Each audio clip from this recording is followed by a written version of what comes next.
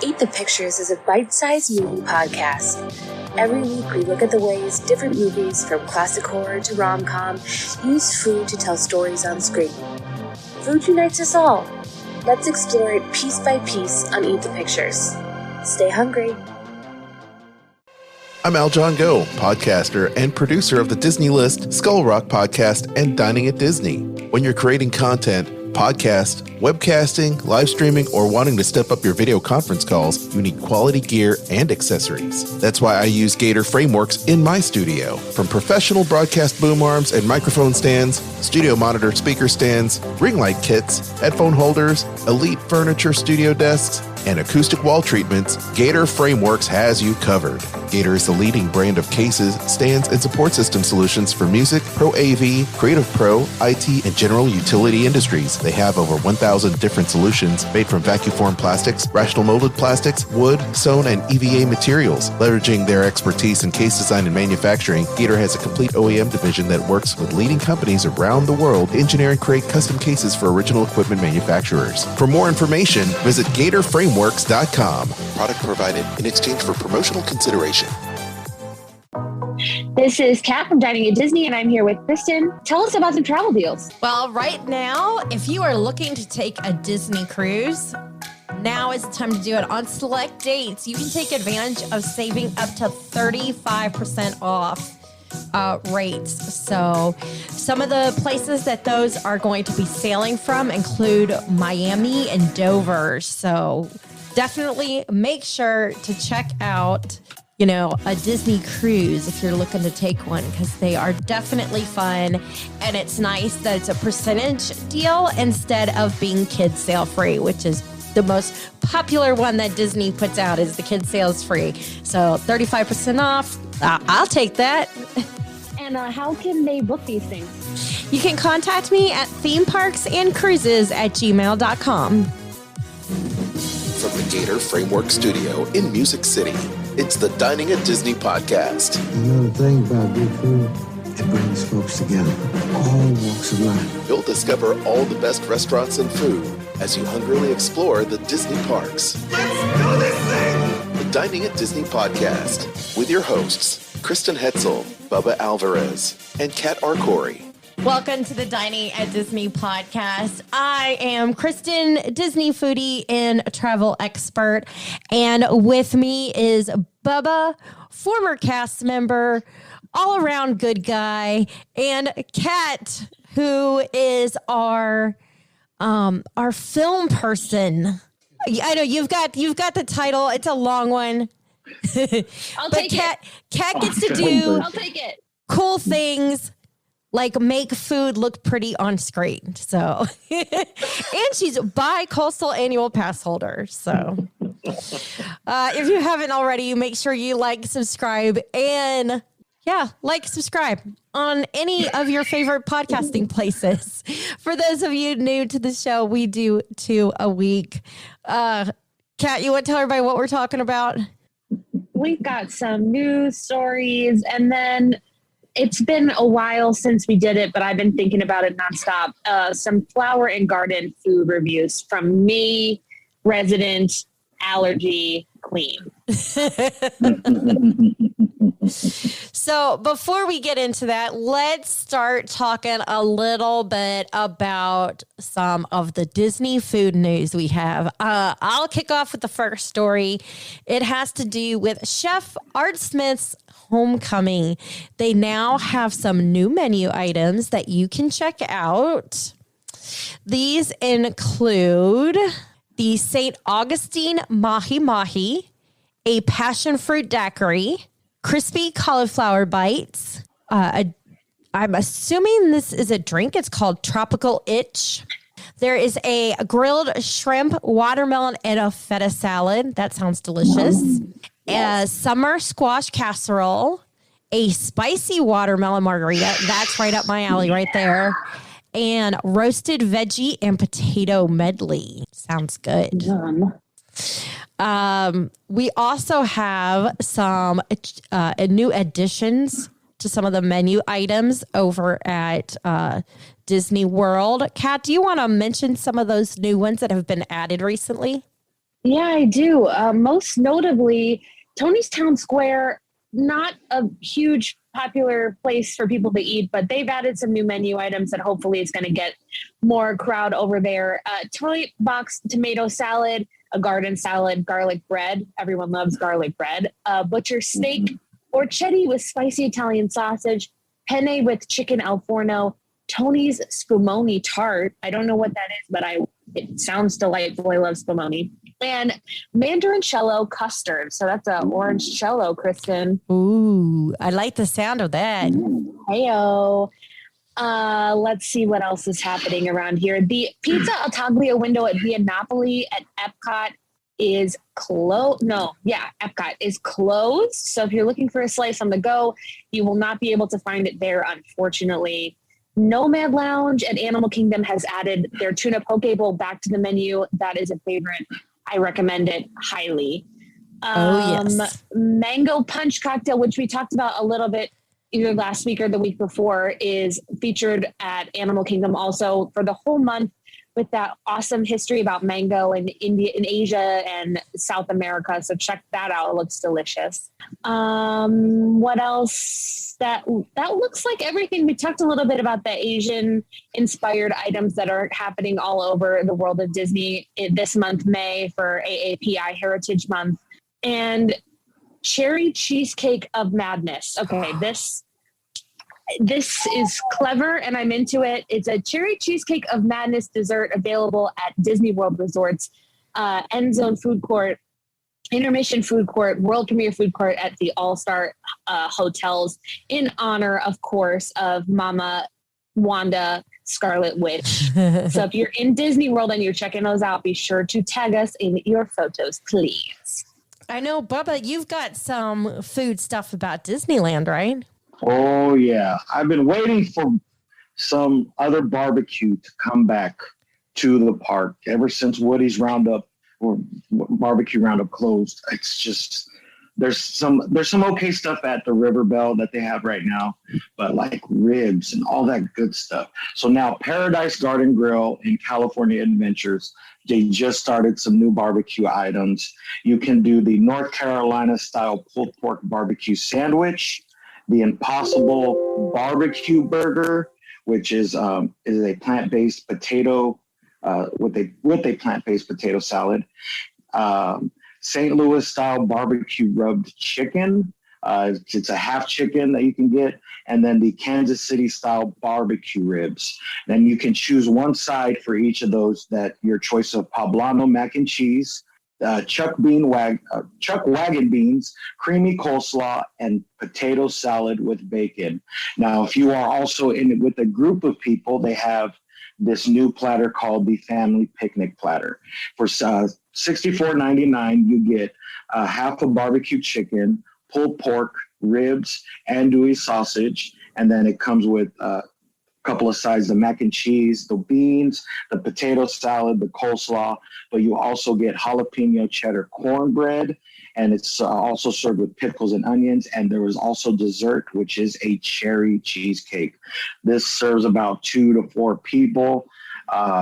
With me, I'll probably eat half of that because I love me some barbecue, and if it's any type of barbecue that Woody's Roundup barbecue had, you guys know it's just amazing barbecue.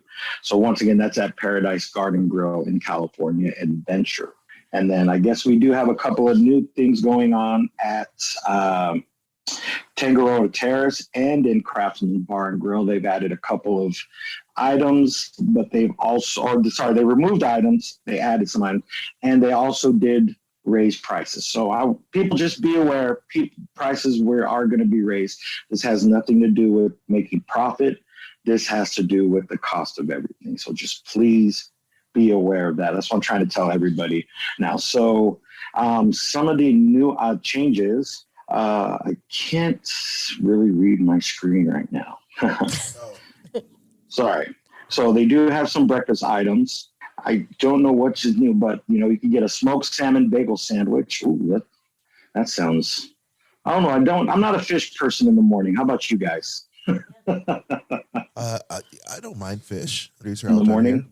Yeah. like smoked Lock salmon. salmon, right? For Lock bagels. salmon? Okay. Yeah. Yeah, I understand it. You could do the American breakfast, scrambled eggs, bacon, sausage, fruit, potato bites, and toast. They got a bread pudding, a wet burrito. That sounds like something up my alley. Bacon, eggs, potato bites, cheese wrapped in a tortilla, in a flour tortilla, topped with roasted red salsa, crema, queso fresco, and micro cilantro. You could also get a poached egg with avocado and a bagel crisp. Their breakfast sandwich is ham, eggs, potato bites, melted cheese on a toasted croissant with arugula salad, cucumber, feta cheese, and tomato vinaigrette. That's pretty fancy. An egg white omelet with turkey bacon, spinach, tomato, avocado crema, and that serves with the arugula salad also. Belgian waffle, seasonal compote, powdered sugar, chocolate, hazelnuts, and sauce and chantilly cream, or the huevos rancheros breakfast flatbread. This is I love me some chorizo and eggs. Fried egg, chorizo, black beans spread, roasted red salsa, avocado drizzle, cheese, cilantro, and tortilla strips. That's almost like a chilaquiles almost in a way, yeah. So some of the items that have been removed are the 3-cheese quiche, the roasted vegetable quiche, the egg white scramble, the biscuit French toast. That's disappointing. Avocado toast, breakfast burrito, roasted curry, cauliflower salad also were removed. And then a couple of allergy friendly versions of these items were removed for those too. So sorry, Cat. But I mean, avocado toast, I'm surprised they got rid of that, because that is a very popular item here. Well, they changed it. They just changed it? They have poached egg with avocado and bagel crisps. Okay, so that's what that, okay. Yeah. Some of the bougie avocado toast. Even more bougie avocado toast. Even more bougie.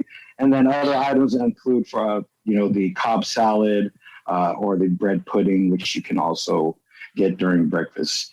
Their lunch dinner menu, we'll go with some of the new dishes that were added: the avocado panzanella, the carnitas quesadilla, Mediterranean Wagyu beef, the mole poblano chicken wings, Bulgari beef skewers, rice bowl, seared salmon salad, the impossible meatball and marinara sauce, Italian sandwich, turkey and Swiss sandwich, a grilled vegetable wrap, and the Cobb salad also, which you can get during lunch.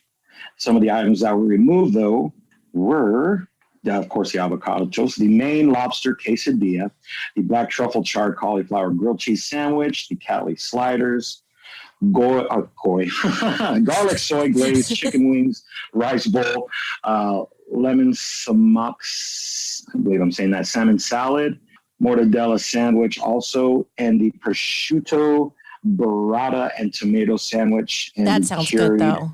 Curried chicken sandwich. And of course, the allergy-friendly items were also removed for those. So the prices, some of these range anywhere from $13, $14 to, sorry, I'm reading the wrong one. Yeah. $14, during breakfast, you're probably going to spend around $20 per item for breakfast and for lunch. So they still seem reasonable, especially with Disney, it's, Craftsman is a very popular place too. I mean, it's starting to be one of those kind of like magic key holder places, the hidden gems where they just go and hang out, before or after, kind of like how Trader Sam's is and stuff like that. Mm-hmm. And then if the Tangaroa Terrace, if anybody wants to go down that menu of what they added and what they removed. What, you got a Cat? Yeah, I do. So from Tangaroa Terrace, they have removed the 3-cheese quiche. Seems like quiche is on the out over there as well. Oh wait, no, that's wrong, because that's not right. Hold on one second. I closed the wrong window. Oops. It happens. I think they're starting to use at Carnation Cafe. It's kind of like sous vide eggs too, kind of replace the eggs during breakfast. If you ever had sous vide eggs, yeah. Taylor gets them at Starbucks all the time. She loves them. Okay, for real this time. Things that were removed: Asian salad, Lay's potato chips, Doritos, the Sable Heart Cookie, and the Red Velvet Cupcake were removed and they've added a short rib steak and egg, a pineapple upside down cake, a whoopie pie, kashi cereal, frozen bananas, an Loco Moco burrito, which sounds delightful. Tangaroa Terrace, great options there for breakfast. Thick and fluffy Japanese pancakes. Not something I can eat, but something I like to watch jiggle on Instagram a lot. Yeah, so, I love seeing those, yeah. Yes. And then for lunch and dinner over there, they've taken the tempura shrimp. Hello. Sorry. Yeah. That's not a happy sounding cat. Hello. She just likes being on TV. They've taken the tempura shrimp off of the lunch and dinner menu and added takoyaki, which is a fried octopus cake drizzled with unagi and togarashi aioli, topped with green onion and bonito flakes, something that is very popular around here. I don't know how these are going to be, but I'm interested in hearing about them if anyone tries them. I think I might have to go here. Yeah, that's do it. Interesting. Definitely do it. So there's lots of stuff happening over at Tangaroa Terrace. I was just there for Dapper Day. Everything is always delicious. Please go if you get a chance. And I have some news about STK Steakhouse. So if you're going to be in Disney Springs, you can definitely check this out. If you like happy hour like I do, they have happy hour from Monday to Friday. And they have bites and drinks part of this happy hour. So to start, everything's going to be $3, $6, or $9. So for $3, you can get oyster on the half shell, tater tots, falafel, and chili tahini. For $6, they have little burger and truffle fries, giant wagyu meatball, short rib quesadilla. That sounds delicious. Vodka cured cucumber and salmon stiletto.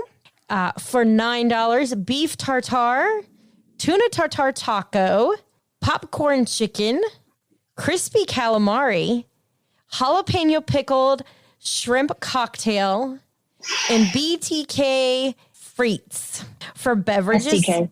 What did I say? Did you say BTK? You said we TK. Like, STK. Oh. Does it say BTK? If it says BTK, I'm going to lose my mind. It says that.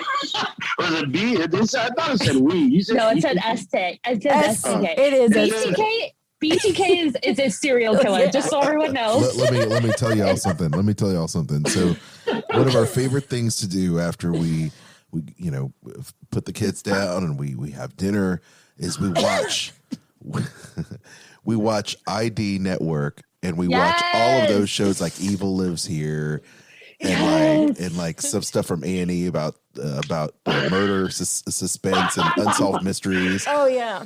And so this is what I do on my lunch break every day at work. I turn on Oxygen and I watch Dateline. Yeah, it's easy. Like we'll watch 2020 and we'll watch all those crazy stories about people. So I think they have like a new Netflix show that says something about the BTK murder tapes or whatever. Oh gosh. I love Dateline. I watch Dateline. He was not making steak frite, but he's not John. He's not Gacy. Okay, that was the Gacy tapes. That's funny. You said BTK. Not to be confused with BK. Or BTSBT B2K. What? Okay. Or NKOTB. NKOTB BSB. BRB. LOL.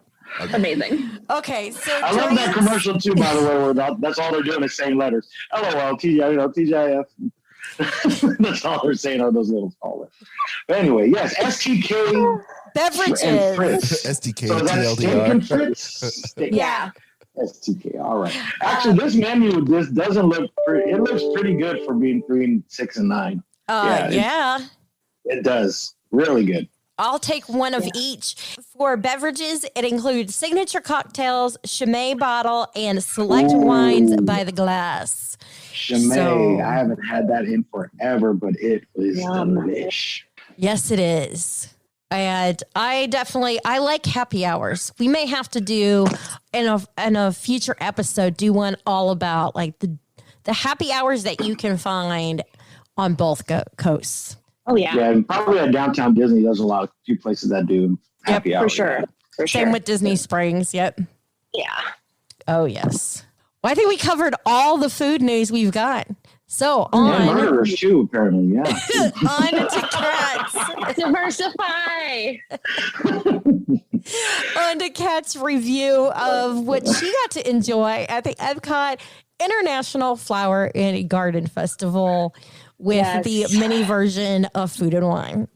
Yes. So I am ashamed to admit that I didn't get to try as many things as I would have liked to try, simply because I'm a very early riser and a lot of these things don't open till 11 o'clock. And like 11 o'clock, if I get there at 8, I'm already gone by 11 o'clock. Let's be honest sometimes. So it's fine. But I did get to try a few really delicious things.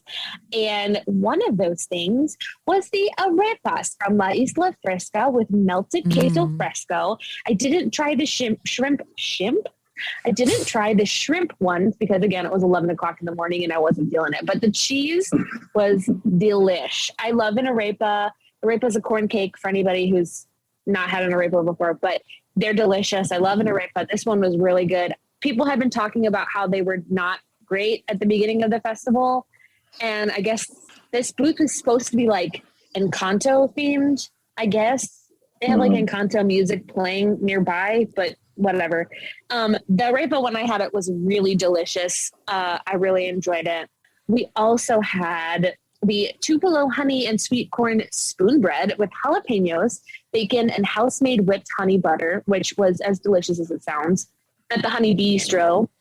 I love the Honey Bistro. This is the first year they've ever had anything that I can eat there. But I do like to hang out there because I love Spike the Bee. And they have all the information about bees. I love bees. So it was really cool to be able to actually have something and try something there with the local honey, and it was delicious. And then we also had the, where is it? Where are you? Street corn on the cob with savory garlic spread at the Flavorful Kitchen, which was also really delicious. I love street corn. I don't know about anybody else, but street corn. I do. Street corn was, yes. Bubba, I know you do for sure. Yes. This one was really good. It wasn't as good as the curried corn at Animal Kingdom, but it was good. I would recommend it, especially if you're going to Epcot over Animal Kingdom. I like street corn, and they have over at, I believe we picked it up at Costco. Ooh. And they have a street corn dip. Yes, they do. I've had that. That is so good. Yeah. Oh, yes. I haven't had it, but I mean, go to Costco all the time. It's delicious. I've seen it there. So now I'm going to have to try it. Okay. Because it's delicious. It's very difficult to stop eating it. Yes. And then we had some beverages. Flower and Garden Festival.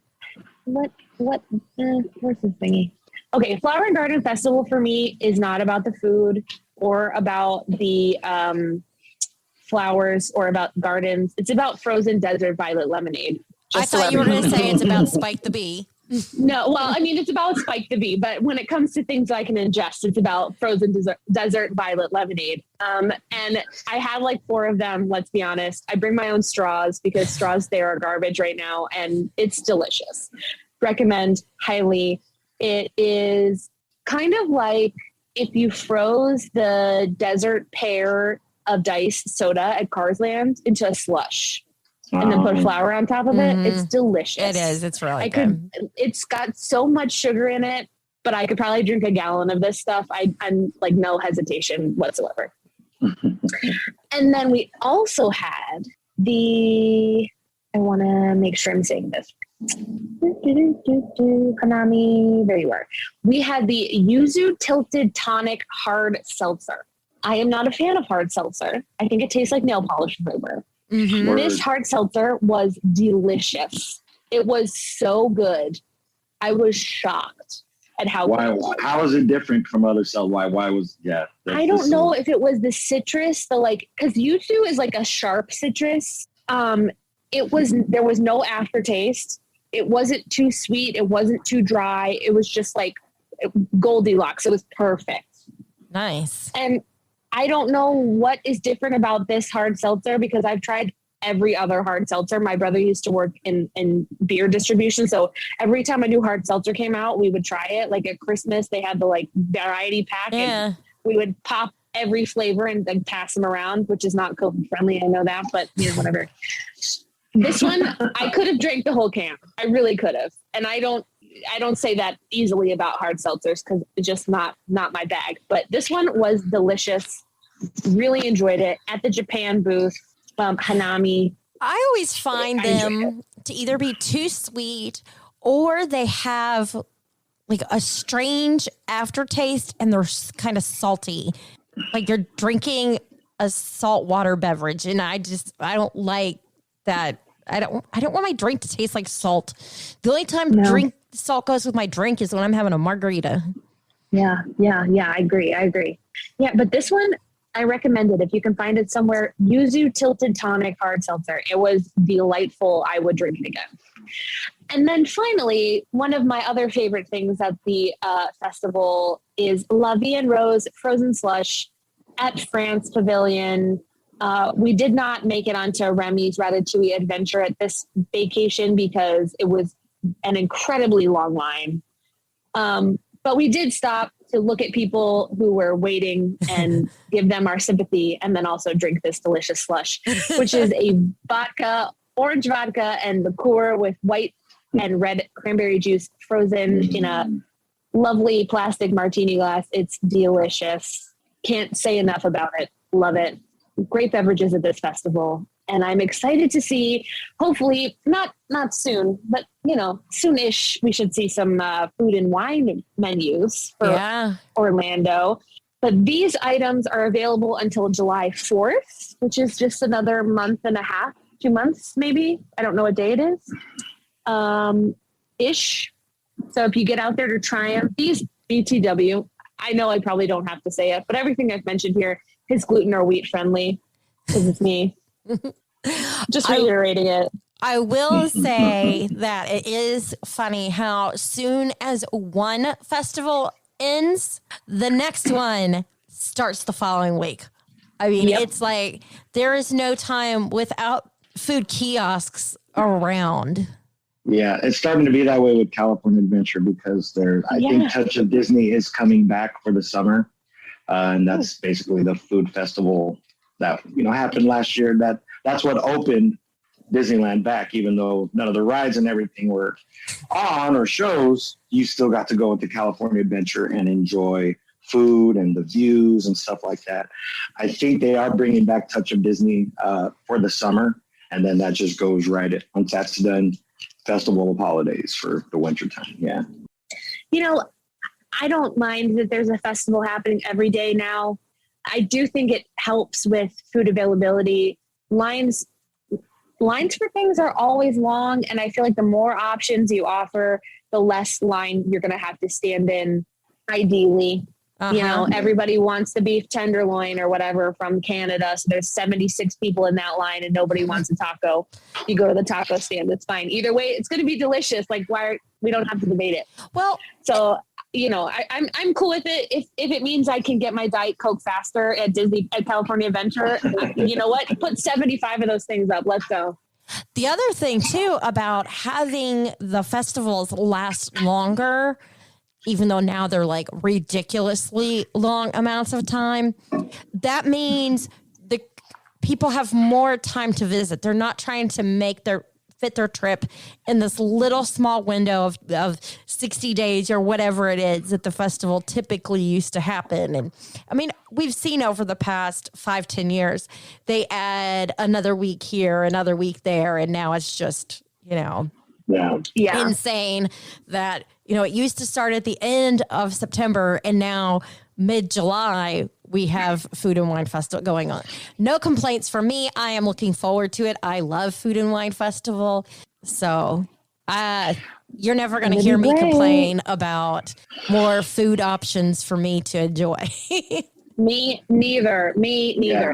I will say, unrelated to these two topics, I did get tickets to Mickey's Not So Scary Halloween party. Yeah, right. For our visit in October. So Nice. I hope that starts in August. Mickey's Not So Scary starts in August in Orlando. I don't know what time Oogie Boogie is going to start here, what day Oogie Boogie is going to start here. I'm sure it'll start in like just maybe early or late August, I would guess. Yeah. Yeah. So there's stuff going on earlier and earlier every year now. I'm fine with it. Halloween could start tomorrow and I'd be okay with it. So it's great. More events, more things. Let's give more people the opportunity to go, especially with the scarcity and reservations. Yes. Yeah. Looking at you, Disneyland. Oh no. It's a little bit better now. I'll give them that when it comes to reservations. So we haven't had problems lately for days we wanted to go, even if it's the next week or whatever. Or I thought I made a reservation, for when we were there, May 3rd, May 4th. Come to find out, I never hit the enter button. So we were panicking because we didn't have reservations. And then Taylor went on and it was on her app that it was still open, but on my app, it showed it was closed. So it was just weird. So she was still able to get the reservations. Yeah, So, but people just keep looking every day. If you want to go next week and it's booked, look every day. Look at when you get a chance, because something will just pop up. Yeah. Well, we hope you enjoyed today's show. If you haven't already, make sure you like and subscribe. You can find us on Anchor or any of your other favorite podcasting platforms. But if you do check us out on Anchor, you can also donate to us there as well and be a sponsor of the show for as little as 99 cents. You can also support us by shopping our links to Amazon, Disney Store, and Garden Grocer whenever you're doing your shopping. Just go to diningatdisney.com and you'll find those links there. Bub, you want to tell everybody where they can find us? No, but I'll have Elliot tell you. Okay, Elliot, tell us. That's how he sounds. No, I'll tell you guys. So you can find us at diningatdisney.com, all of our social media platforms on Facebook, Instagram, Twitter, YouTube, diningatdisney.com. You can find me on Instagram, big_Bubba_B. And you can contact Kristen at themeparksandcruises@gmail.com for any trip you're taking. Wherever you're going, talk to this woman right here, and she will hook it up for you. Kat, where can everyone find you? You can find me on Instagram at catastrophe at CHT_ASTROPHE. Make sure to check out some other podcasts, including The Disney List with our very own Kristen and Al John, WDW Park Hoppers with Park Hopper John and Park Hopper Sid, Disney Parks Podcast with Tony and John, Skull Rock Podcast with Al John and Dave Bossert, and my podcast, Eat the Pictures. And for Facebook fun, join our friends the Disney Dorks, the Sorcerer Radio Fun Zone, and don't forget to join the Dining at Disney Facebook group. There's a lot of really cool stuff happening over there. Also, when you are checking out the podcast, do not forget to give us a 5-star rating or review. We would love it, and we'll even read it on the show. So until next time, I'm Kristen. With me was Bubba and Kat. Bon appetit. The information and opinions expressed in this podcast are for entertainment and informational purposes. All other trademarks mentioned are the property of their respective owners. Skull Rock Podcast, talking all things Disney, with your hosts, Aljon Go and Dave Bossert.